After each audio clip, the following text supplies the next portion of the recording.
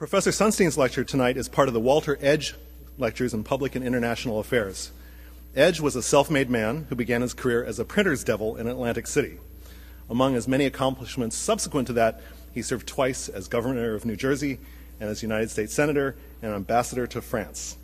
After his death, Edge's family assigned a bequest and later made additional gifts to support this lectureship, which bears his name. The goal of the Edge Lectures is to bring to Princeton eminent statesmen from abroad, as well as leaders in American public life. And to just give you an idea, past lecturers have included diplomat and architect of the containment doctrine, George Kennan, the economist, John Kenneth Galbraith, and the writer and chemist, Isaac Asimov. Tonight, Professor Sunstein will be introduced by Danny Kahneman. Professor Kahneman is the Eugene Higgins Professor of Psychology here at Princeton University and Professor of Public Affairs at the Woodrow Wilson School. And he is an academic collaborator of Professor Sunstein. So I give you Professor Kahneman.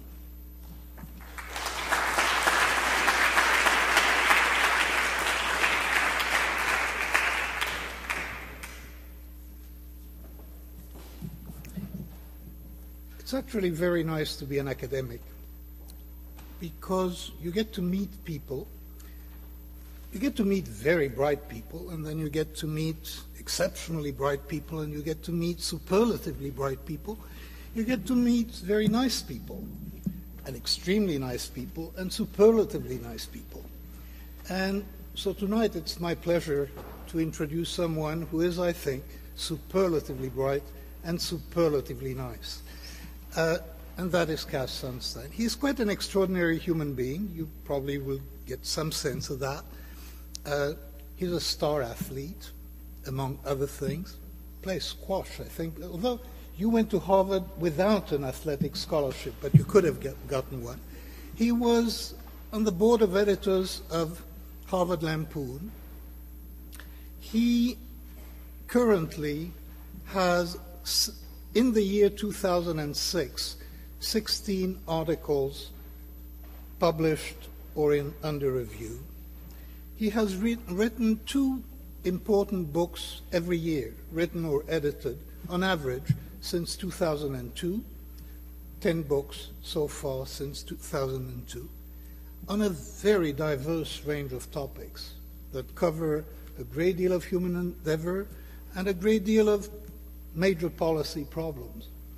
And what we're going to hear about tonight is another contribution, and I think a major one, to issues of policy that concern all of us. So it is truly a pleasure and an honor to introduce my friend and the Carl Llewellyn Distinguished Service Professor of Jurisprudence at the University of Chicago, Cass Sunstein.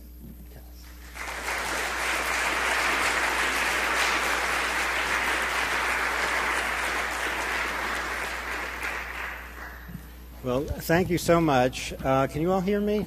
Yes? No?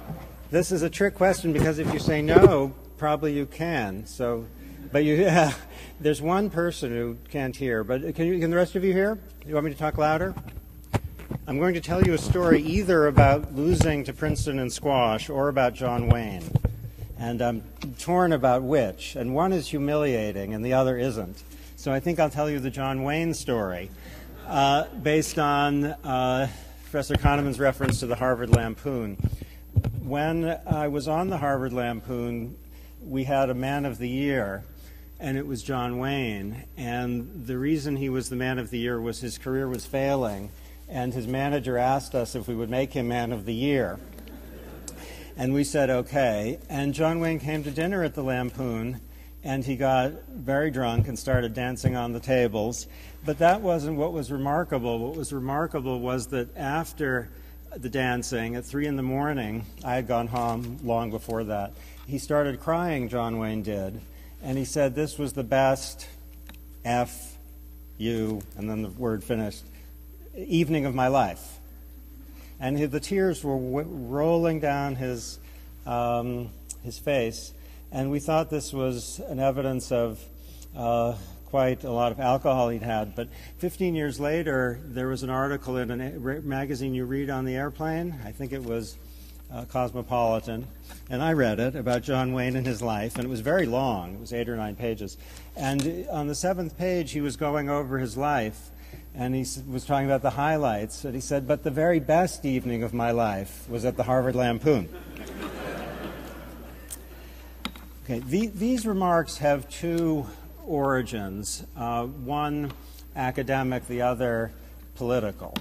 The academic origin is, as some of you know, for about 30 years, maybe a little more, the rational actor model, which is reigning, pun intended, at the University of Chicago. The rational actor model has been under siege from people who emphasize that human beings sometimes are suffering from problems of self-control and sometimes are imperfectly rational.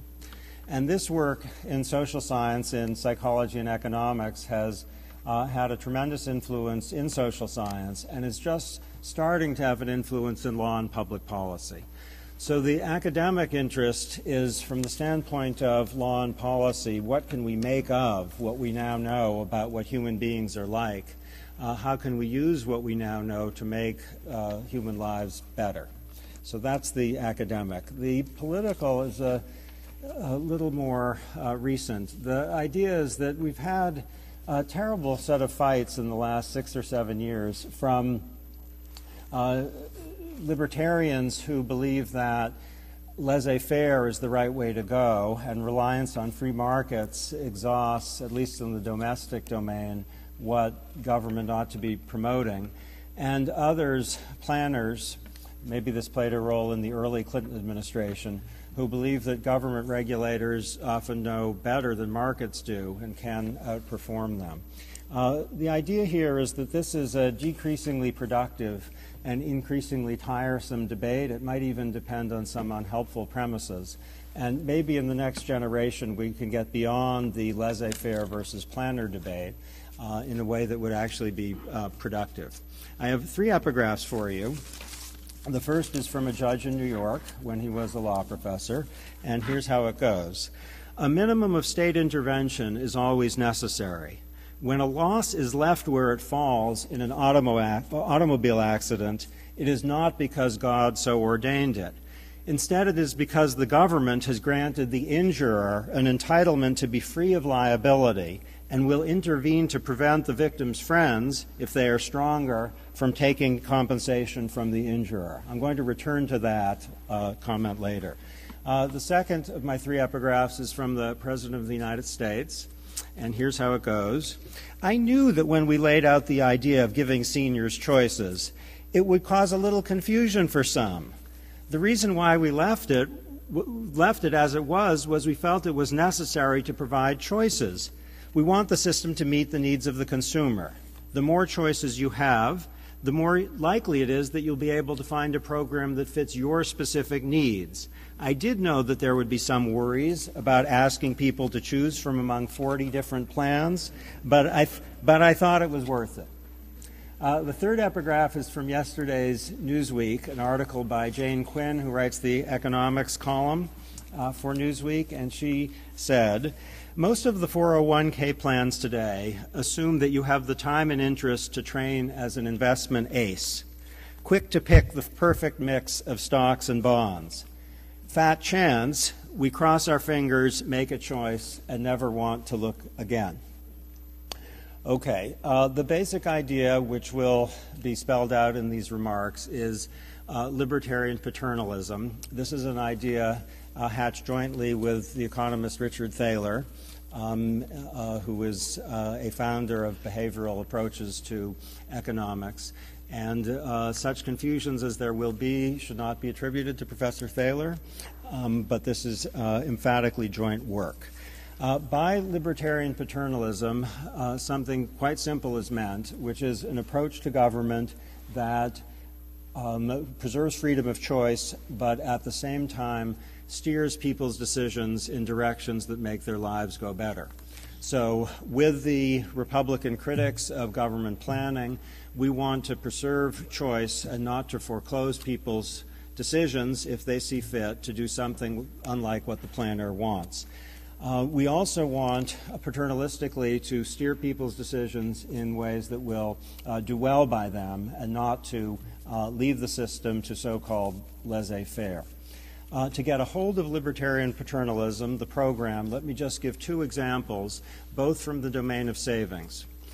For a long time in the United States, when you sign up to work for a public or private employer, the way it works is that 0% of your pay goes to savings. If you want a certain amount of money to go into savings, you must enroll yourself. Many employers and some employees, many years down the road, are frustrated to see that the number of people who enroll in the savings plans is very small, often 20% or fewer. The idea was that you could maybe knock up savings if you simply changed the default rule so that people were automatically enrolled in a savings plan. So all over the United States, workplaces are automatically enrolling people in savings. A certain percent of their salary goes to savings, and they can opt out if they see fit. This is a libertarian program in the sense that it preserves freedom of choice, but it is emphatically paternalistic in the sense that it tries to steer people's allocations in ways that will be helpful to them. A second idea from the domain of savings is Thaler's, and that is something called the Save More Tomorrow plan. The idea, the behavioral idea, is people don't like very much losing some of what they now have. People often fight like tigers to maintain the resources and opportunities that they now enjoy. But they don't mind so much giving up gains that will come in the future. They don't fight so hard for them. The Save More Tomorrow plan says very simply that a certain percentage of your future wage increases will, if you wish, go to savings. You could save up for a Save More Tomorrow plan, and in fact people have all over the United States, and it's produced tremendous increases in saving rates. I confess that the University of Chicago has finally distributed a Save More Tomorrow plan. It was too confusing for me, so I threw it out even though I would have benefited, I'm sure. You could easily combine the Save More Tomorrow plan with automatic enrollment by automatically enrolling people in the Save More Tomorrow plan. Both of these programs are choice-preserving. One of them switches the default rule. The other takes advantage of the fact that people don't mind giving up future gains, though they hate losing what they now have. The idea behind them is that they are welfare-promoting, and I don't want to say a whole lot about how to give content to the notion of welfare. The libertarian paternalist program could be adopted with a sectarian notion of what welfare includes, with one that can be widely shared by lots of people. For starters, let's just understand it to mean promoting the welfare of the people who are subject to the program as they themselves see it. So a subjective conception of welfare not needing to be corrected by reference to their own confusion or misunderstanding once they have the facts. All right, these programs are libertarian paternalist, and the basic claim for them operates against two assumptions that I want to identify and challenge to get the program off the ground. The first assumption is that people's choices typically or always or almost always promote their own welfare. We now know enough to know in multiple domains people's choices don't promote their welfare. Precautions against natural disasters are an obvious example, where people often take precautions or not, depending on whether a bad event has recently come to mind. So with respect to earthquakes and hurricanes and other hardships that people face, whether they are insured or protected against them often depends on whether there's an easily available incident that they can think of. If there hasn't been, then they typically underinsure and take too few precautions. This is a little like the state of the United States on September 10th, 2001, when many experts said there should be more precautions against the risk of terrorism in airplanes. There wasn't an available incident, so the citizens and the government didn't take precautions. The absence of adequate precautionary measures is a good example of how people's choices sometimes don't make their lives go as well as they might. There are a couple of examples from the domain of savings behavior that make this point more vivid. A substantial percentage of American workers have all of their savings tied up in company stock, even after Enron. Enron was a disaster for workers whose life savings disintegrated because the workers at Enron had all their money in company stock. It turns out that American workers, both before and after the Enron fiasco, tend to believe that company stock is as valuable or more valuable than a diversified portfolio. Company stock is, on risk-adjusted basis, worth about half of a diversified portfolio, but workers don't know that, so they don't diversify. American workers often choose a portfolio, put the company stock illustration to one side, and they choose a portfolio once, which has an allocation. Thaler investigated whether people actually like the portfolios that they themselves produce, and it turns out that the picture is suggestive otherwise. If people are asked to evaluate their own portfolio, not knowing that it is their own portfolio, and to compare it to the median portfolio or the average portfolio in the firm, they typically like the median portfolio better than they like their own, and they like theirs about as well as they like the average portfolio. These are just illustrations of circumstances in which people's own choices don't promote their own welfare by their own lights, at least once they have more information or once the self-control problem has been brought to their attention. So the first assumption that motivates libertarian paternalism is that sometimes people's choices aren't welfare promoting. Okay, the second one is a little more complicated, and what I want to say about it is that the libertarian skepticism about paternalism often disregards the fact that paternalism, at least in a weak sense, is unavoidable. That in both the private and the public domains, there is a default rule in place that hasn't been chosen by you, that has often been chosen by the legal system, and to which you are frequently subject. So the idea is that the problem with the anti-paternalist program in its strongest form is it disregards the extent to which some sort of governmental intervention is unavoidable and always present. That's the quotation with which I began. Okay, I'm going to try to develop this by a series of examples. Let's take a homely example, though one that pervades actually American life. When you work in an American workplace, the default rule is that the employer can fire you for any reason or for no reason at all. The basic presumption when you come to the workforce is that you don't have any job security. Now, I bet you're thinking about various provisions like the anti-discrimination law that qualify this principle. And you're quite right, there are such qualifications, but they are narrow. The general rule is once you work in the United States, you can be fired for any reason or for no reason at all, which is to say that unless you get a contractual protection to the contrary, you are dischargeable at the whim or will of the employer. Now, in that case, the legal rule is allocating an entitlement, that is to the employer, to fire you for any reason or for no reason at all.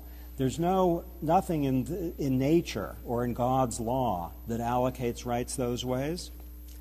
And what can be said for job security can be said for vacation time, health care, anti-discrimination, every part of the package which employers and employees enter into.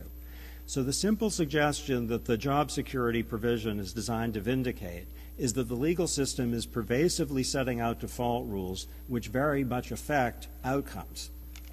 I haven't explained yet how this affects outcomes, and let me give you some experimental examples. Here's one that the students in the room may find intuitive. The University of Chicago Law School has a lot of students who've thought a great deal about the allocation of their work between salary and vacation time.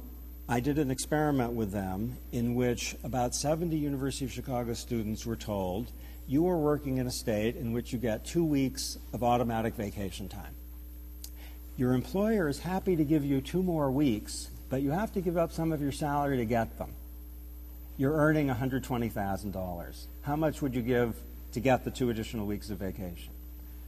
I asked a separate set of students, identical, otherwise identical, the following. You get 2 automatic weeks of vacation in your state. You also get 2 additional weeks of vacation, which you can waive if the employer is able to pay you enough to get you to waive. How much would you demand from the employer in order to waive your 2 weeks of vacation time? Now, there's a theorem by a colleague of mine, Ronald Coase, which suggests that the results in the 2 situations should be identical, that the default rule shouldn't make a difference. The only alteration in those cases is in one case people get a default 2 extra weeks, in others they don't get a default 2 extra weeks. University of Chicago students, having thought about this issue in their ordinary lives and in the experiment, asked double an amount to give up the vacation time once it originally was allocated to them, as they are willing to pay to get the vacation if it isn't originally allocated. In fact, the doubling a bit understates the outcome, because I had to throw out a number of the questionnaires in which the law students said, in response to how much would you have to be paid to give up your vacation time, there's no amount that the employer can pay me that will make me give up my vacation time. Okay, so the idea is here there's a simple switch in the default rule that's being set by the state. And the state can't avoid setting a default rule. It can allow waiver. But the default rule is having an important impact on the allocations. There was a natural experiment, not designed as an experiment, in New Jersey, this state, and Philadelphia not long ago, in which the question was, is the allocation for your automobile insurance as between an ample right to sue and insurance premiums? One of the states gave you an ample right to sue, but you had to pay a little more as the default. You could contract around it. The other one gave you a less ample right to sue. You didn't have to pay so much, but you could buy back the right to sue. It turned out the default was very sticky in both states.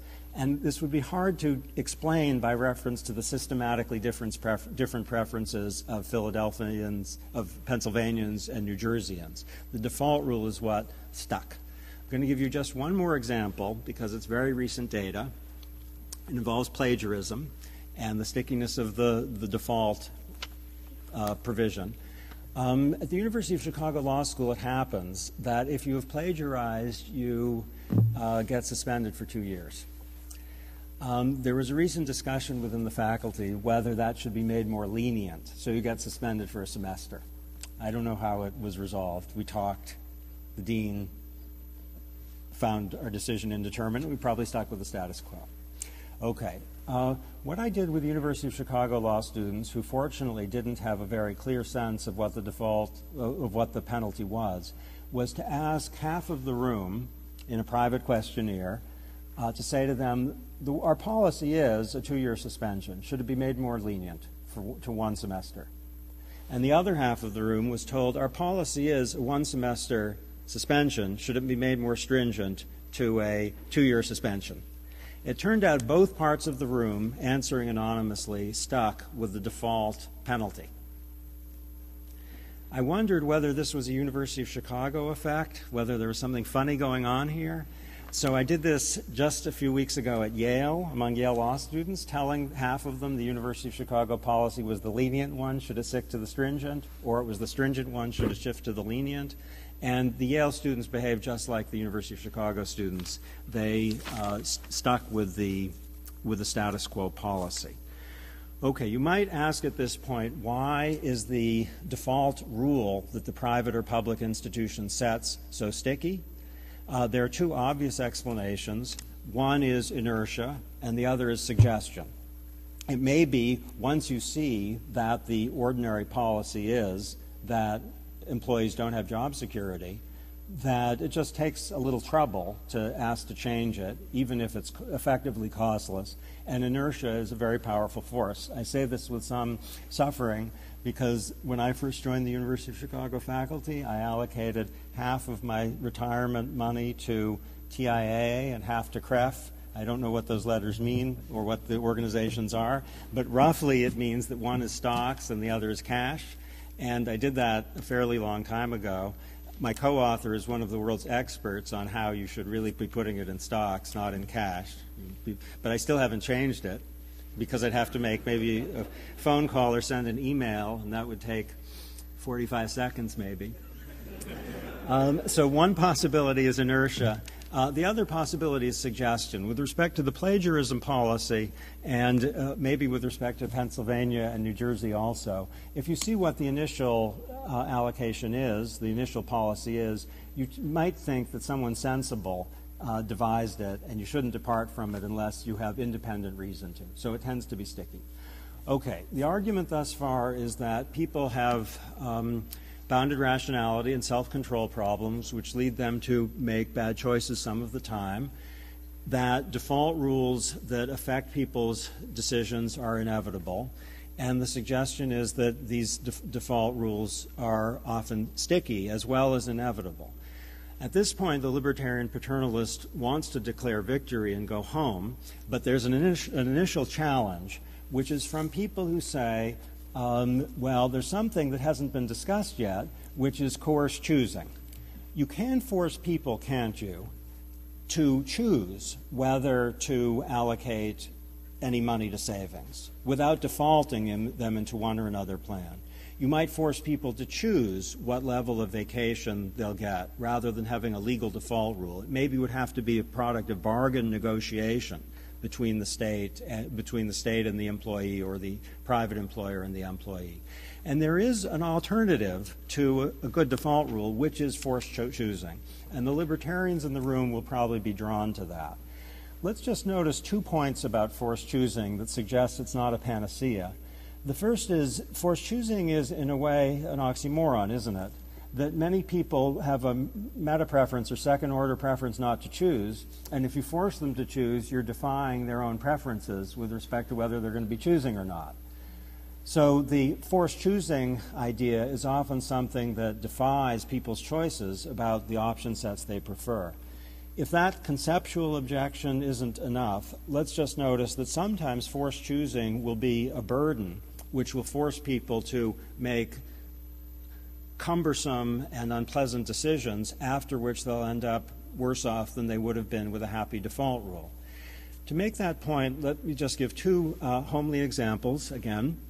One is from Sweden, which you may be surprised to hear actually privatized its Social Security program not long ago, doing some version of what President Bush urged he wanted to do in the United States. Sweden, famous social democracy, privatized Social Security.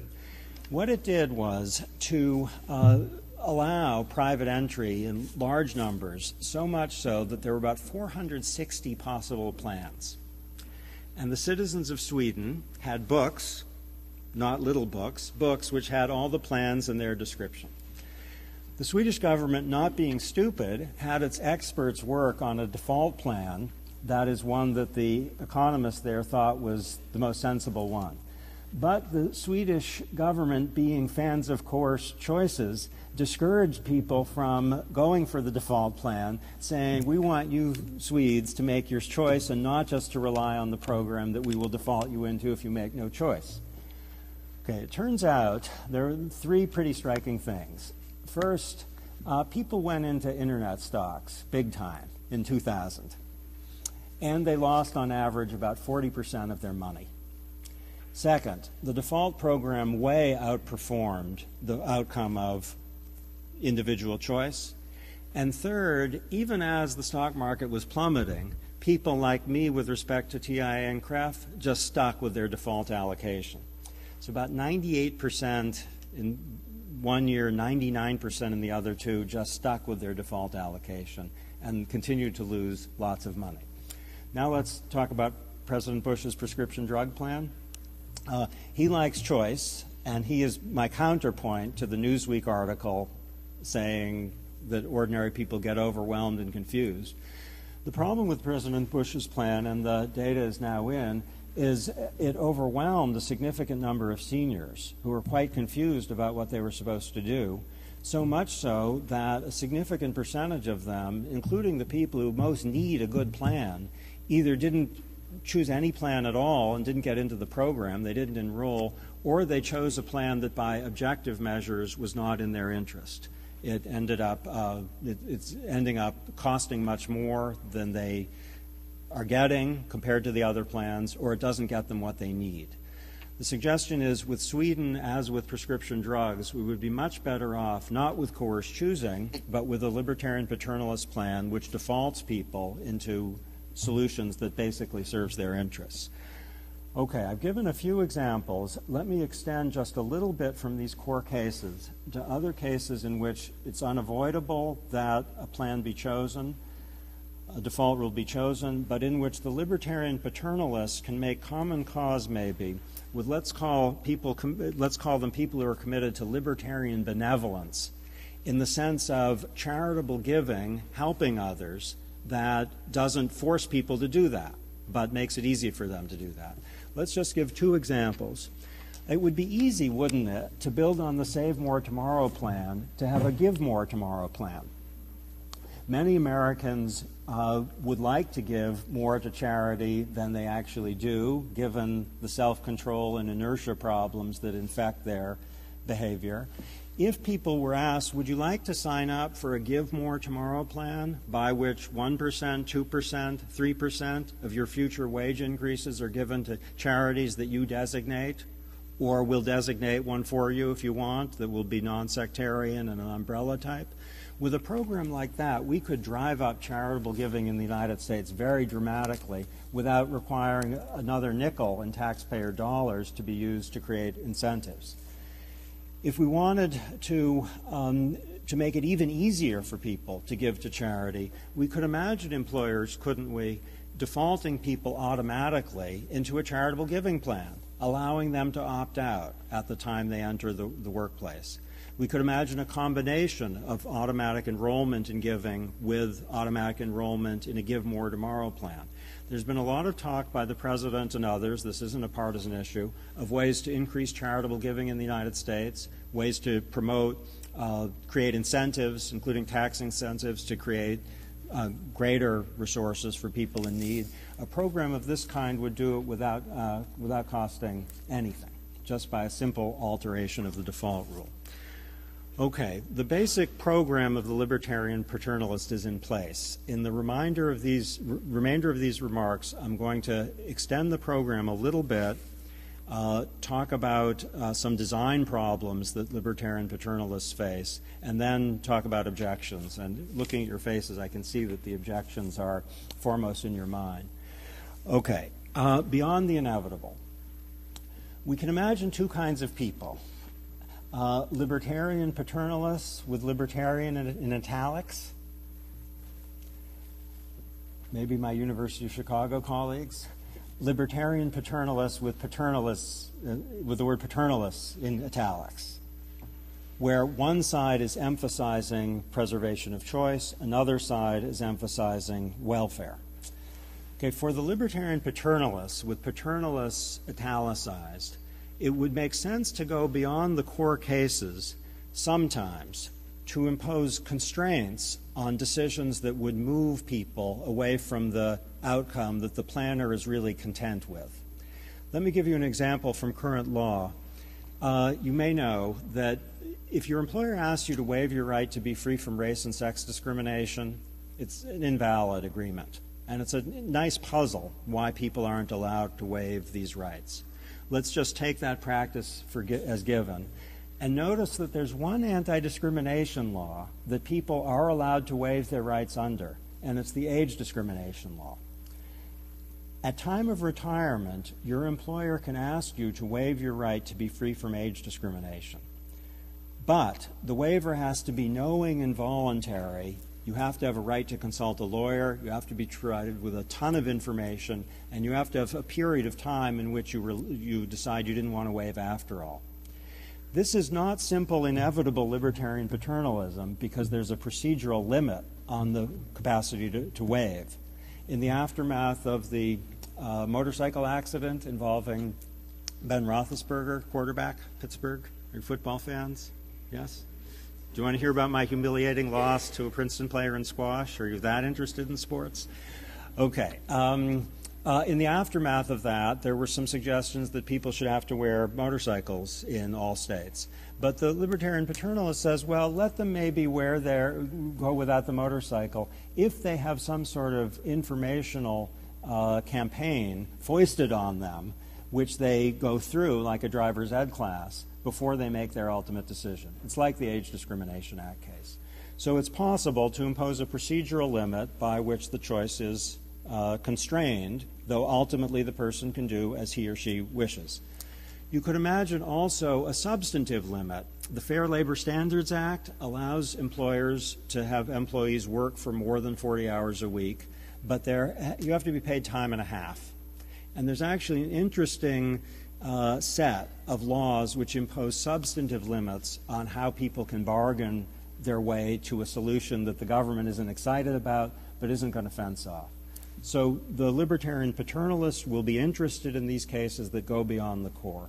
The libertarian paternalist will also be interested in ways to steer people's behavior in good directions that fight fire with fire, in the sense that the planner tries to see if there's a self-control or bounded rationality problem that human beings face and wants to use people's own bounded rationality against the problem that they've run into. An obvious example is the domain of smoking, where smokers tend to be unrealistically optimistic about their health prospects. Smokers do have a good sense of the statistical risk that they're subject to, but they think that their own personal risk as the smoker, is lower than that of the average non-smoker. So if you ask smokers statistics about risk, they often overstate the risk. If you ask them, what risk am I, smoker, subject to, they are pervasively optimistic. Are there ways to counteract that? Well, one way that appears to work is information campaigns that give people a very vivid sense of what it's like to be sick from a smoking-related disease. Those interventions, those vivid accounts, have pushed people away from their unrealistic optimism. Another example isn't quite in the domain of paternalism, but it can be easily adapted to that purpose. Minnesota a few years ago noticed that it was losing millions of dollars in revenue from tax cheating. So it thought, how are we going to drive up tax compliance without putting people in jail or spending a lot of resources on auditing and such? They tried 4 interventions. First, they told people, if you want to file on time easily, call this number. We're going to make it really simple for you. They also said, they threatened people. They said, if you don't do what you're supposed to do, we're going to go after you hard. They also said, taxes don't go to an abstraction called government.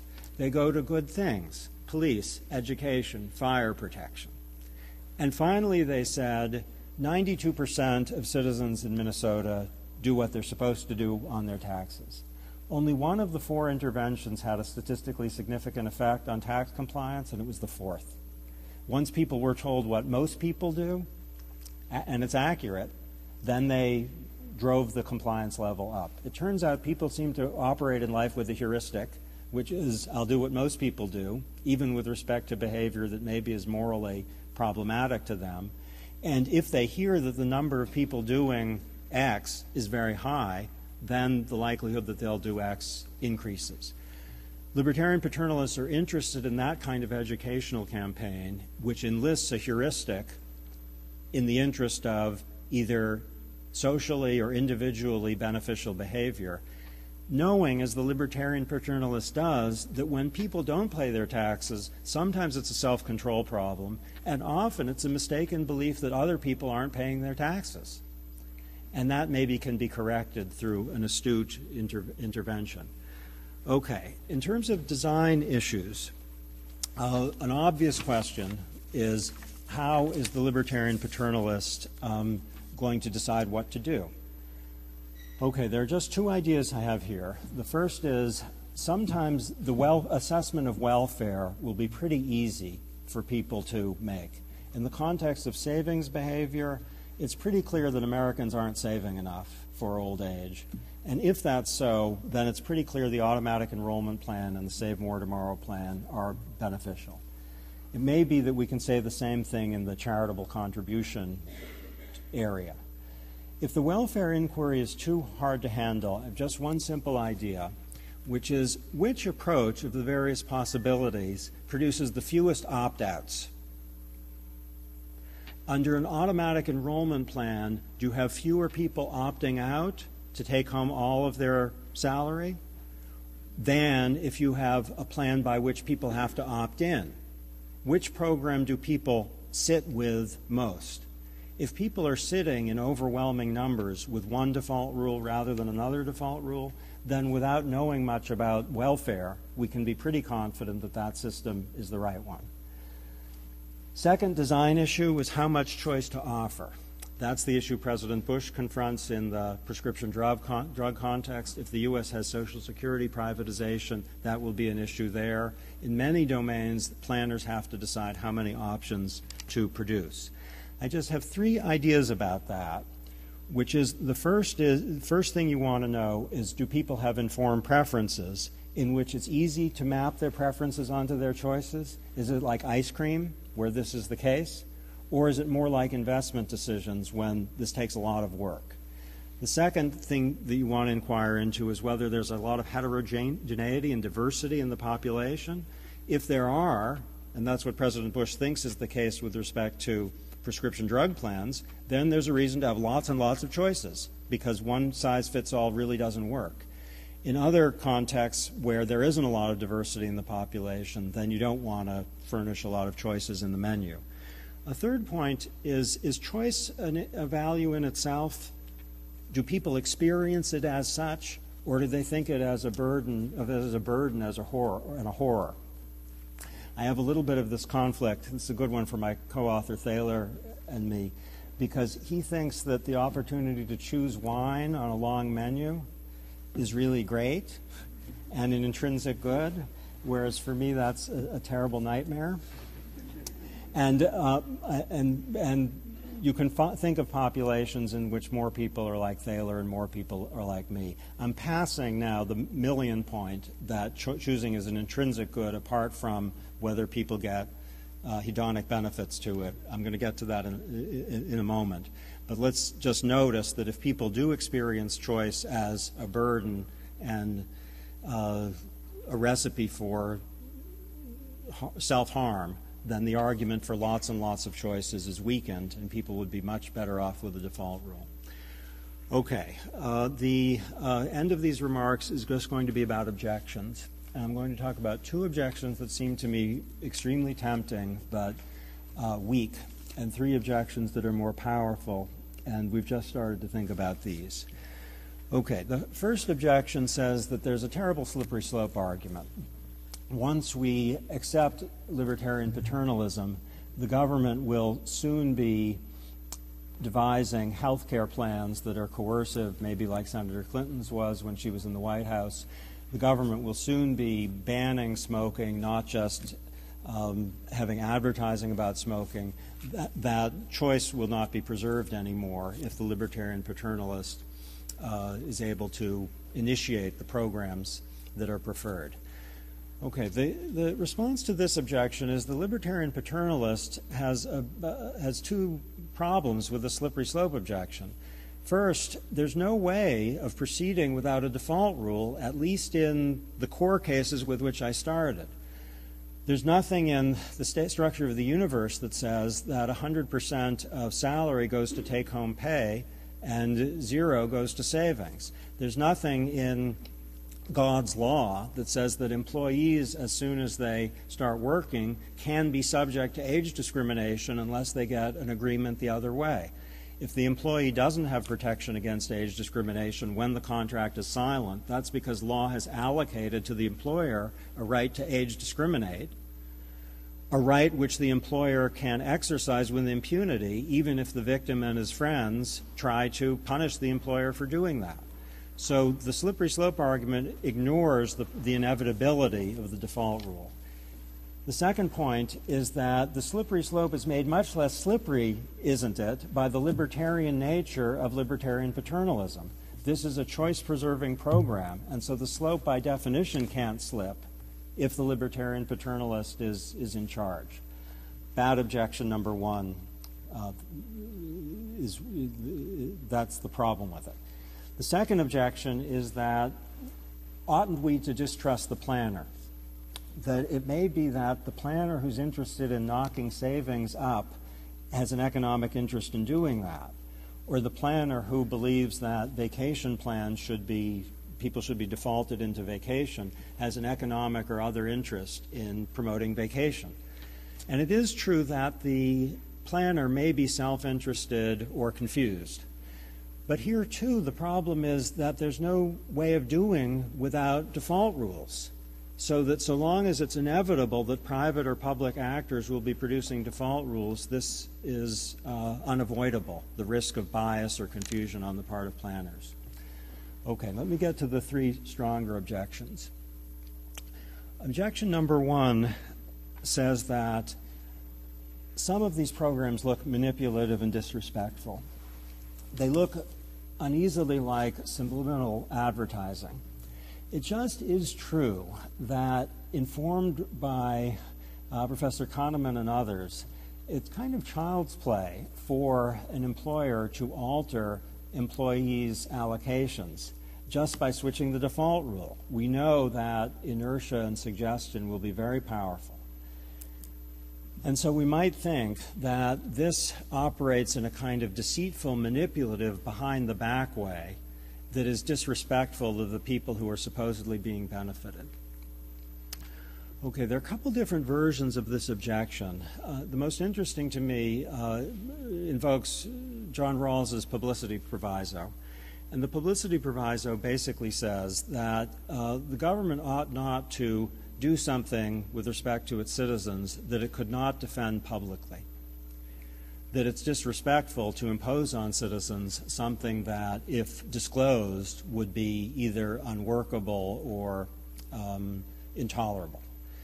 Okay, I think the libertarian paternalist ought to, at this point, accept the Rawlsian objection and say the publicity principle or publicity proviso is sound, but ought also to say that none of the things suggested thus far runs afoul of it.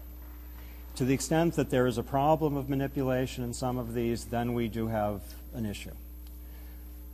Sensible objection number two says in some domains, people have a right to governmental neutrality, which at least means that the government can't push people paternalistically, even in this relatively weak form of steering, can't push people in one or another direction.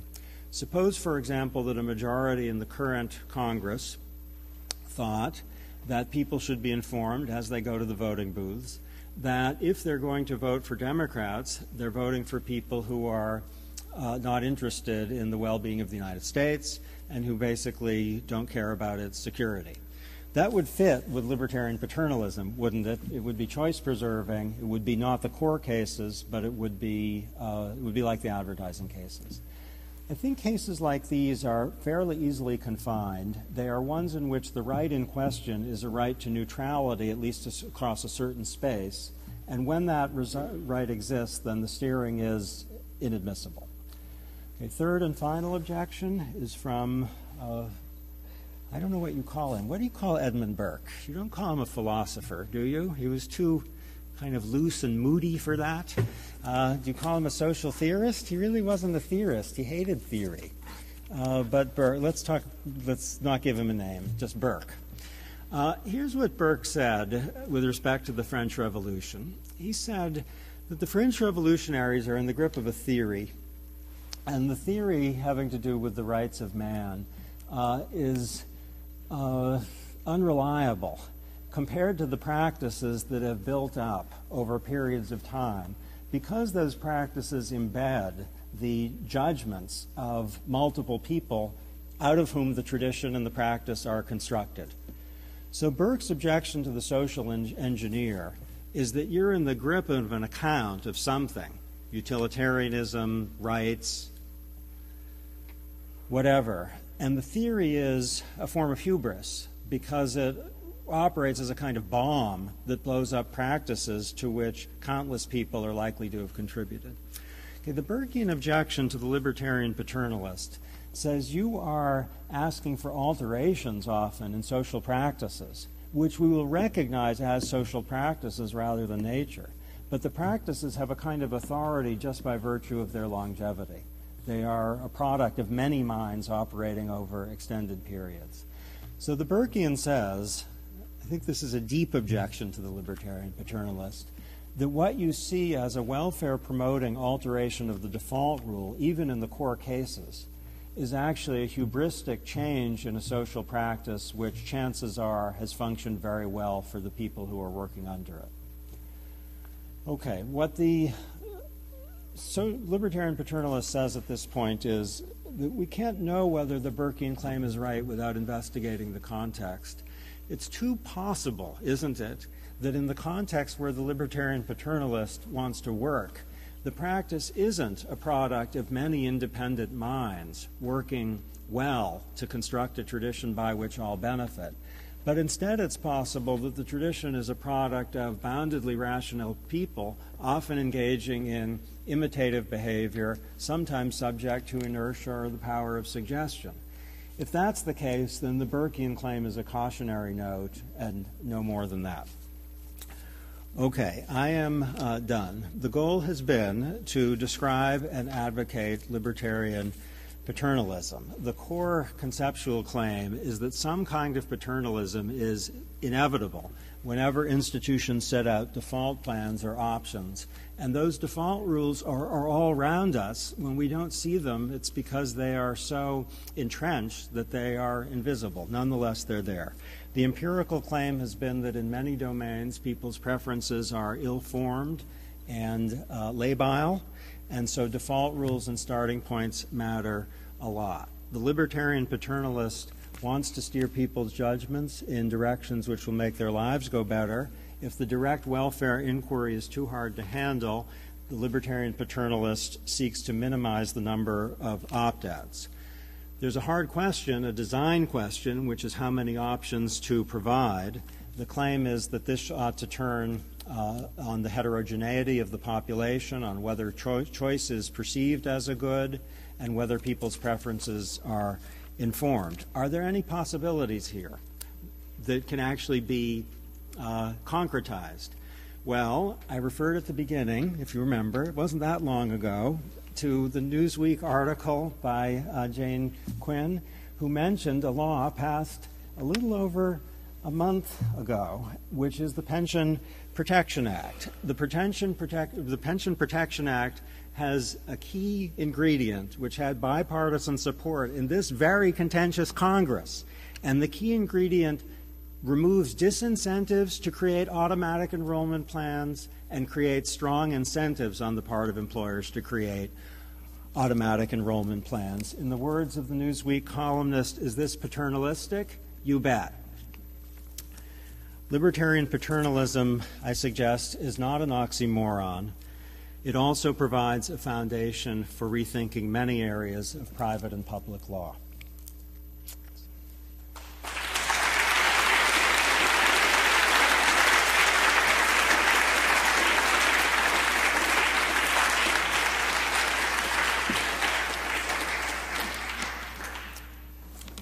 Eager for questions, comments, objections. This is a book which is just starting. Yes, ma'am. Most libertarians think that.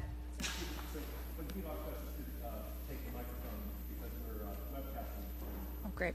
So my libertarian boyfriend likes to tell me that the NIH is a superfluous government agency that should be canned, but I'm paid off of an NIH grant, which puts me in a sort of interesting position. So how does libertarian paternalism sort of fit those superfluous government agencies in? Well, I don't know that the libertarian paternalist has a whole lot to say about the supposedly superfluous government agencies. If the NIH is improving people's choices or doing things that give people more information, that enriches the culture or some such, then the libertarian paternalist is hardly alarmed by the NIH.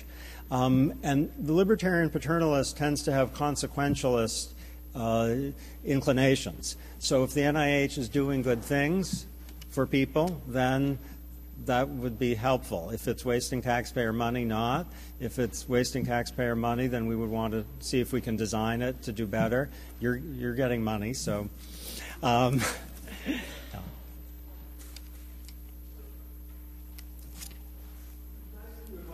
of all the reasons we have, and now there's a big literature saying that people are not rational in making many decisions. Now the question is, you seem though to believe that instead the government will be rational. And, you know, we may have our opinions, but for example, you could look at today's government and wonder whether, right, all decisions are rational. So I just wonder whether passing the ball to the government will actually really increase chances of sort of better outcomes ahead. Good. Right? Okay, okay. The strong version of your argument, let's say, the kind of uncompromising one, is we know that individuals are boundedly rational. At least market arrangements have a kind of discipline and learning and decentralization, whereas government mandates or even libertarian paternalist stuff has a more invasive quality, and the boundedly rational government can be do more damage. So get rid of that. The libertarian paternalist is painfully aware of the fact that government is boundedly rational, but thinks that the strong version of your objection disregards the core claim, which is that governmental abstinence is not on the table in a market economy. So what the libertarian paternalist says is that the notion of getting government out and relying on markets is a mystification. It depends on an assumption that property rights, contract rights, tort law, employment law can exist without government. Many American eyes were opened when Russia, post-communism, tried to create a market economy. And the advice of some Americans, just go away government, was so ludicrously unhelpful because they needed an active, aggressive, and by the way, well-funded government to create the market's preconditions. You can't have contracts without a system of contract law. At least you can't have ones that market economies require. And what contract law is, in large part, is default rules that allocate entitlements. Now, it's true that boundedly rational people from government are going to be setting that out. But we can cry all we want, or cry out all we want, about the boundedly rational quality of government, and we're not going to get government out of the picture.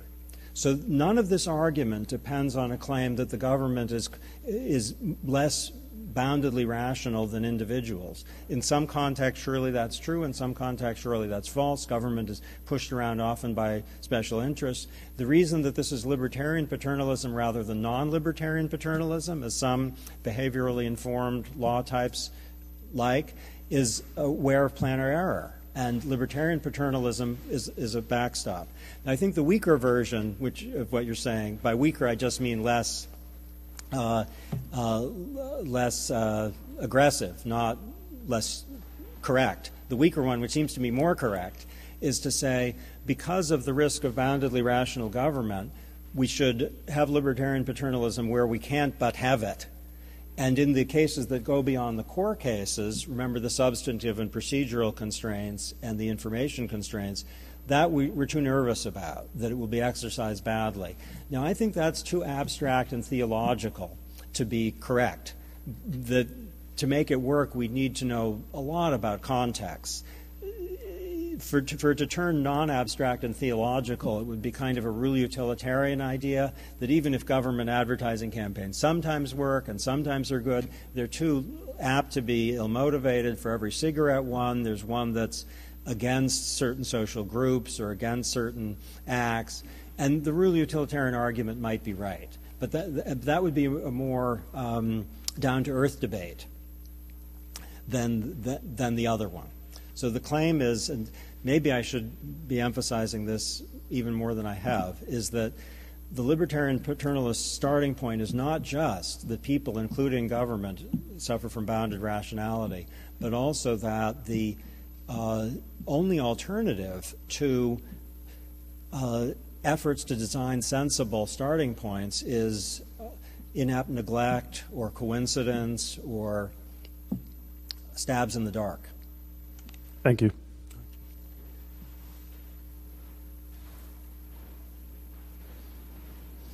you feel a little like Oprah?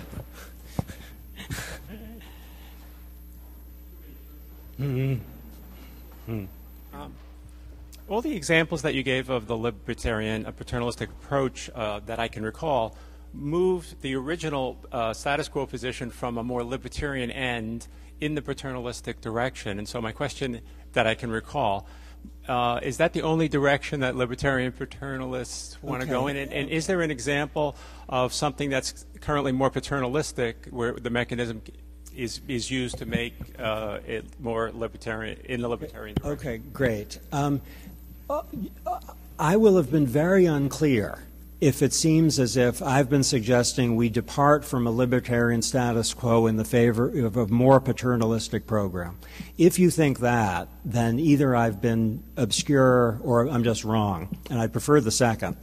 But let me try to explain why none of these arguments is a claim that we should move from more libertarian to more paternalistic. And the reason is the original thing from which we're moving is every bit as paternalistic. If you have a situation in which employees have 2 weeks of vacation time but can buy 2 more weeks, that's not less paternalistic than one in which they have 4 weeks of vacation time, 2 of which they can sell. They are equally paternalistic in the sense that they are allocations of entitlements that affect preferences. Maybe, in the United States, you go into the workforce, you can be fired for any reason, for no reason at all. You could imagine, in fact, some distinguished people have argued in favor of a system in which you go into the workplace, you can only be fired for a reason, a job-related reason, or the business is being scaled back, but not just because the employer doesn't want you there anymore. But that right to job security can be traded. It's not that the switch from the one to the other is a switch from more libertarian to more paternalistic. They are both, if they're to be worth anything, welfare-promoting interventions. And the question is, which is the more welfare-promoting one, where welfare is a placeholder for the preferred account. But there's nothing less libertarian about the status quo than what the libertarian paternalist wants to work on. A system in which you get no right to be free from discrimination on the basis of X unless you buy it, as unions sometimes do, is not less interventionist than one in which you get the right but you can sell it.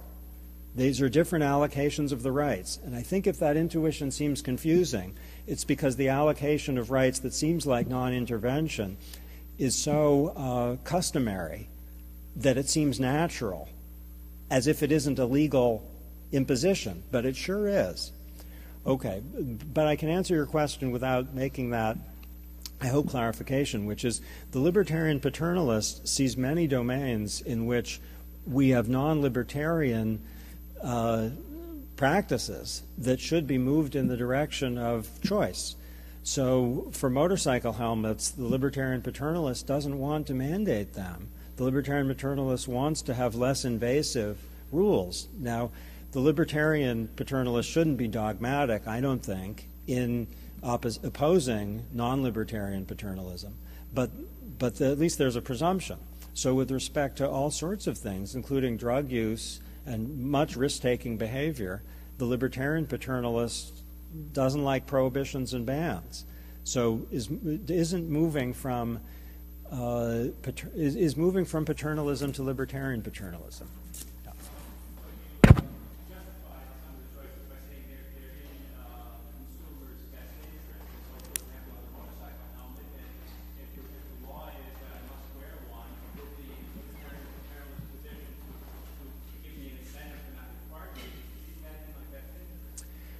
Well, the libertarian paternalist knows that interests include not just safety, but all sorts of goods. So, okay, in Illinois, I think our mayor or governor is proposing a ban on certain foods in school cafeterias. Libertarian paternalists are very nervous about that, partly because they think that the governor doesn't know very well, necessarily, and partly because the food choices involve not just health, but good taste. So the libertarian paternalist doesn't like that very much. I'm not sure if this is an answer to your question. Wherever there's a ban on choice, the libertarian paternalist will want to think, are there third-party effects, which would get us out of this discussion, and if third-party effects are clear enough, then we'd want the regulation. Or this libertarian paternalist, I'll say, would be willing to accept non-libertarian paternalism in cases where the evidence is clear enough that the person is making a blunder, and a serious one. But you would really want that degree of clarity.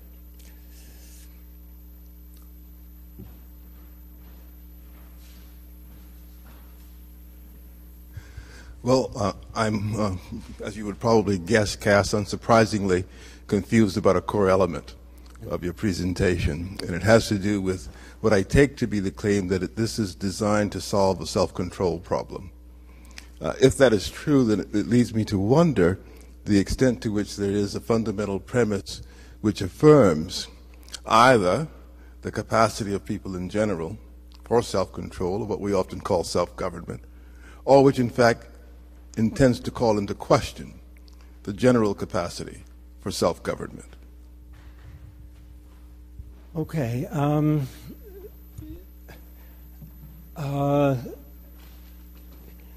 There are kind of little self-control problems, like just inertia about savings plans. And then there are maybe major self-control problems involving something like smoking or obesity. I'm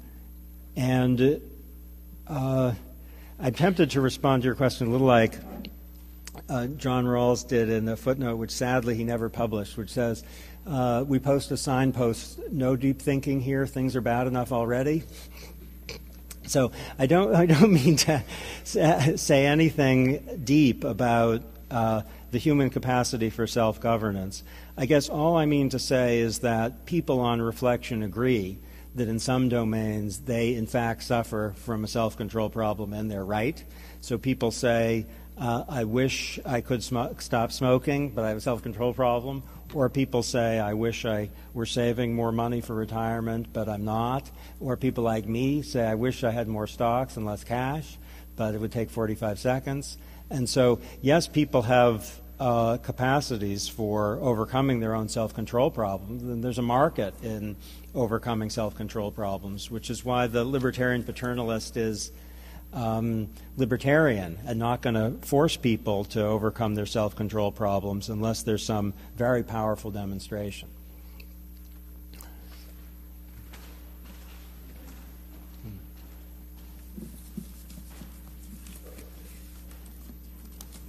I was wondering how a libertarian paternalist would approach the question of abortion and policy questions such as informed consent, waiting periods, and packets of information, that sort of thing.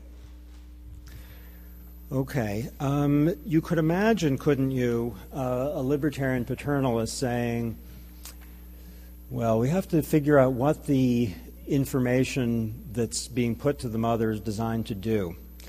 One version, a lot of women, let's stipulate, who have abortions conclude after the fact that that was a mistake. That's a stipulation, not a claim. Another version, the fetus is an entity which has rights of one or another sort, at least rights not to be thoughtlessly destroyed. Okay, if it's the second argument, then the libertarian paternalist has nothing to say except we'd have to figure out the position of the fetus. If it's the first argument, the libertarian paternalist's ears perk up, yes? If we stipulate that women make this choice, and much of the time they regret it after the fact, and then the libertarian paternalist says, well, this is something that is very much worth considering, supposing the facts are as they are. Now, one thing that might be said, that is one of the objections I said are good objections to libertarian paternalism, is you might not want, well, we have to, okay, what does it mean to say that a woman has a right to choose abortion? It doesn't mean that it's inadequately descriptive to say that the state must abstain from the woman's abortion decision. It means also that the state is allocating an entitlement to the woman to have an abortion such that private and public interference with that choice will be punished through the use of public force. So that's like the first quotation I had. So then the question is whether that allocation is can be justified, and the libertarian paternalist doesn't have much to say about that. We have to talk about the merits of that. But supposing that we think that the right to choose has that kind of defense, then it might have the following defense as well, which is that the government has to be neutral as between exercise of the right and non-exercise of the right. So it might be, on one view of how to understand the right to choose abortion, it's like the Republicans saying to the Democratic voters, you have to be steered in the Republican direction by learning how weak the Democrats are on security, which would be bad because the right in question, that is the right to vote, has what I'm calling a requirement of neutrality built into it, as the abortion right might also. And so that's what, so in other words, the libertarian paternalist as such doesn't have a lot to say, except maybe that steering is more justified if there's some sort of bounded rationality problem that's leading to too high a number of abortions. And maybe that's about it. I have a question about the label of your theory. And you began by acknowledging the paradoxical character and saying that it's not an oxymoron. And I'm wondering about what the word libertarian is doing here, because what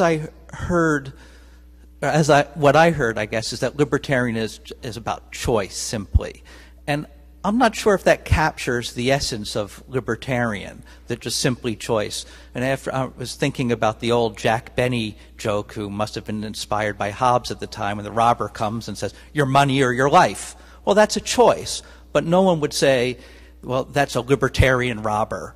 And similarly, right? And similarly, under tyrants, there are choices all the time that people make. So I guess I'm wondering, using the word libertarian really, is jarring, but I wonder if it's in fact the most accurate, if it shouldn't just be something like escapable paternalism or modifiable paternalism, which isn't nearly as catchy, but might be more honest. And isn't there something thicker about libertarianism that's not being captured here? Okay, good.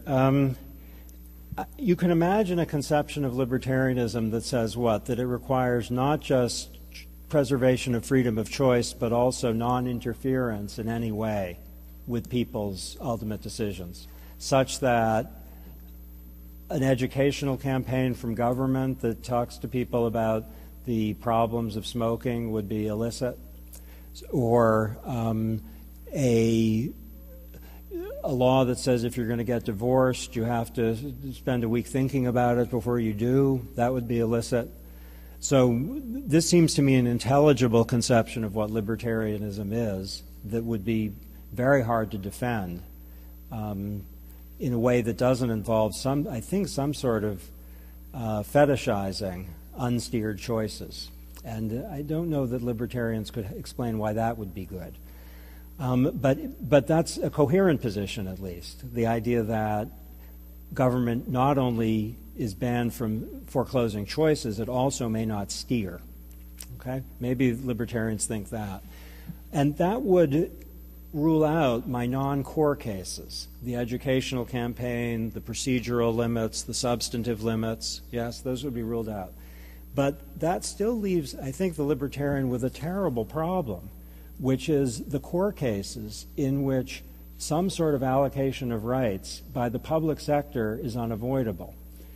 So let's identify as the mystification of libertarianism, which Hayek, the great critic of socialism and often the hero of libertarians, saw very early on. Hayek said, in no market system would a government do nothing. An intelligently designed market system needs an active and flexible government as much as any other kind. That's because Hayek was trained as a lawyer, and he knew system of property and contract, which are the foundations for a libertarian system, involve allocations of rights, and they steer. So I say that the libertarian who believes in freedom of contract and private property had better not take on the more ambitious conception, which is don't steer, because so long as you set default rules, you'll be steering. Yeah. Well, I'm still here.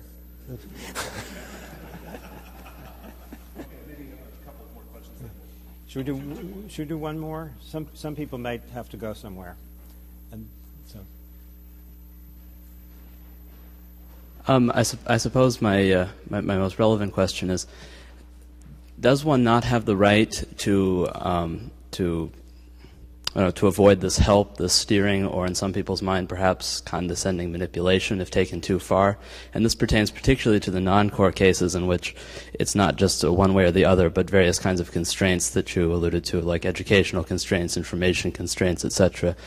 And is there no way you could have a system whereby an individual could choose whether or not to be helped? For instance, even a non-choice scenario in which you have three options, like in healthcare, for instance: one, either do not make a choice, so you're not being forced; two, pick a specific thing; or three, be recommended.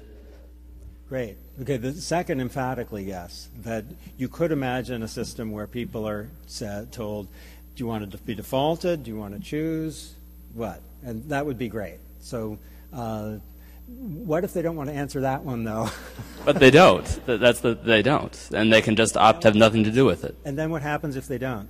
Well, then they're just defaulted, but they made the choice. Okay. Well, it's like leaving a ballot blank is the idea. It's a statement. That's ingenious, and it seems very plausible that sometimes people are told, do you want to be defaulted, do you want to choose? And if they don't even bother with that, then they're defaulted. And the question is whether that isn't a way of driving up transactions costs in a way that doesn't do any good for anybody. But you could imagine cases in which that would be a nice solution. So I'm with you on that. What I didn't get, I don't think, well, no, I got that. Okay, you could imagine, and this is a coherent position that says that we don't want to go beyond the non-core cases because we don't want any kind of steering. But I think the core kind of power of the libertarian position is really about choice preservation. And the idea that it's always illicit to well, it's not illicit for the private sector, is it, to provide procedural constraints on certain things? Why would it be always illicit for the public sector? It sounds a little like a theology. And for it to be vindicated, the theology which says that the government can't even inform people that smoking makes them sick or some such, the way to make sense of this, it would have to depend on some, I think, empirical judgments about the bias and confusion that in the government and the wonderfulness of markets. But to demonstrate that would take a lot of work, I think.